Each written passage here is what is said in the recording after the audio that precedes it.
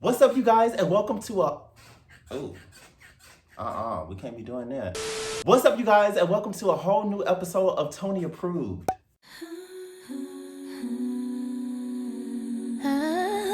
And this docuseries basically follows her during her time on her Sweetener tour that she was on last year. So I really want to get into this and give you guys my opinion on this docuseries. But before I do, I need to take care of two things. First, I want you guys to make sure that you like and subscribe so you can stay in the know of everything that Tony Approved has coming at you guys. Secondly, I want to make sure that I give a shout out to Ariana Grande's new project, Positions, which is an incredible follow-up to her last album. I could literally listen to it every single day. And if you guys would love to hear my review on this album, please jump down in the comment section below and just type Positions. If I see you guys typing it in the comment section, I'll go ahead and I'll do a nice little video for it. And I hope you guys really do jump down in the comment section because I really want to talk about this album. This new docuseries on Netflix is basically the visual album to her live visual album. I'm such a Beyonce fan. It's basically a visual to her live album that she released last year, K, Bye For Now.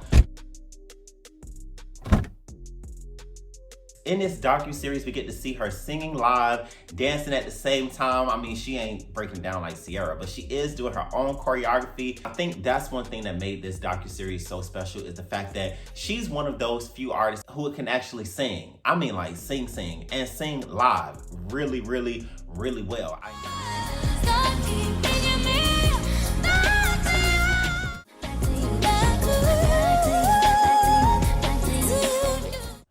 This show was her tour for her two sister albums, Sweetener and Thank You Next. I actually got a chance to see this show live when she came to Jacksonville last year on December 1st, and I'll get all into what it was like seeing it live versus what it was like seeing it on Netflix. But one of the major benefits either way was the fact that we actually got to see her promote two albums. Most of the time, the artist will go ahead and just perform their main singles, and you hope they perform whatever song that's on the album that's not a single that you really, really like. But the benefit with this show is not only was she promoting two full studio albums, but she also performed all of the singles and their unreleased tracks from the album that her fans really, really liked and gravitated to. It made the show so much more current and so fun to watch and entertaining. And then when she did go ahead and throw back in her old throwback joints from her previous albums, then it becomes like a little jam session for all her fans. Like, hey, okay, I remember this one. Some of my favorites was the waterfall effect that she had coming down. The pink and black contrast that she used for her visuals for Seven Ring reminded me of the Trap Museum from Atlanta. When she performed NASA, she came to the front of the stage. Her dancers and the entire stage, including the back screens, became stars and planets and just made you feel like you was going through the whole galaxy. Had whole audience out there screaming NASA.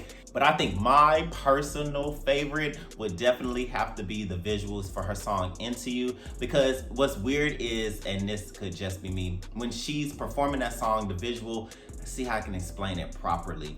It's as if she's standing in front of like this glass door or mirror that you can't really see all the way through, but you can only really see like you can only really see shadows of her hands, silhouette, body, hair, stuff like that. So when she's singing the song, I'm so into you, I can barely breathe. When you're watching it, to me, I'm like, oh, I like that. That makes me think she's singing to herself, because you know, self-love is the best love. In the documentary, she says that this was a tour that for sure saved her life. And Ariana was going through so much at that time when she was on tour, you know, after Mac Miller's suicide, her failed engagement to Pete Davidson. So I'm definitely glad she was able to find the strength within herself to keep moving forward and not to just say, forget it, I don't want to do this anymore. I'm about to just close up in my own little bubble. In the docuseries, Ariana Grande shouted out two of my favorite artists, Mariah Carey and Beyonce, as being her inspiration. And it was really nice to see her shout out Mariah Carey, not only because they have a new song together for the Old Sound of remix. Oh, I'm so excited they finally collaborate. I've been waiting for this collaboration for forever. It's just a great moment in time in history from music history. It's always great when you see an older artist that you can tell was inspired by a younger artist. I definitely meant to say younger artists inspired by older artists, but let's continue. come together and they collaborate together, it's always just a great moment for music lovers. Hopefully we can get Ariana to return the favor and let Mariah Carey feature on a song. Actually, that's a really great idea. What song do you guys think would be a great remix for Ariana to do to add Mariah Carey on for her album, from her album Positions? Leave a comment down in the comment section. The fact that she credit Beyonce as one of her inspirations for her runs was a really great moment for me because, you know, most people come at the Beehive for going all crazy for Beyonce, but to be honest, it's her vocals that pull us in. I mean, she is beautiful. She does a great stage performances. She has really nice fashions, but it's really her voice. Her voice is what makes the Beehive go crazy for her. Her arrangements, her harmonies, her runs, and Beyonce's been running since she was 16 years old in the game. So to just know that she's influencing more artists that are coming into this newer generation of music is exciting for a music lover like me. As you guys can tell from my shirt, I'm a 90s baby. And what's interesting is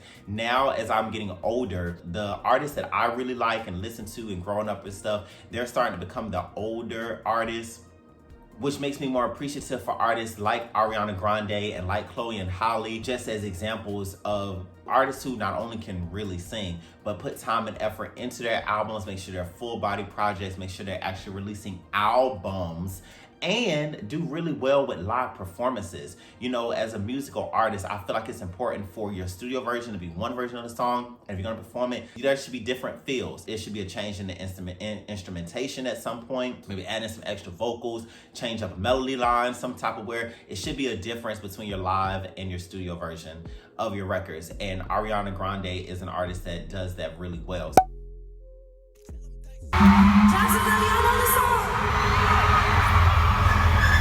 What about y'all? You know the song? Alright, we're gonna need y'all to sing every word. Y'all ready? One of the major benefits that I receive, I feel, from seeing the show live was, honestly, the visuals of the stage was as captivating as it was in the docuseries. But when she performed our show, because our show was December 1st, she actually did a whole Christmas section for her Christmas EP. She literally went through every single song on the EP, including her song Santa Tell Me. She made the ball on stage, this huge Christmas ornament and globe. It was just a great time on the show. It was actually my first time hearing December. It was just an amazing time. My favorite song from the tour to watch her perform on this docuseries would definitely have to be Breathing. This song is a personal favorite for me. The Sweetener album came out a month before my dad passed, and Breathing, although it wasn't a single at the time, was a song that I really used to kind of help me get through the time periods when he was in a hospital and everything that happened afterwards. So that song will always hold a special place in my heart. I think my favorite costume design from the set would be her outfit for her Thank You Next performance. Loved all those colors and stuff. That just was that's my personal favorite outfit. Noticeably missing from the docuseries was an inclusion for Social House. I thought since they were opening act and she has a song with them that she would have included them in, but they didn't make the cut. But what did you guys think of the Netflix series? Have you had you gotten a chance to check it out? If so, also drop down in the comment section and tell me what's your favorite parts from the documentary. All right, you guys, I think I've rambled enough. Hope you guys enjoyed this video. While you guys are here, please make sure you check out other videos from my catalog. I actually did a video right after I went on to the Sweetener tour. So if you want more of my opinion from the Sweetener tour, check out that video. Thank you guys so much for clicking on this video. I will see you guys back next time. Be blessed.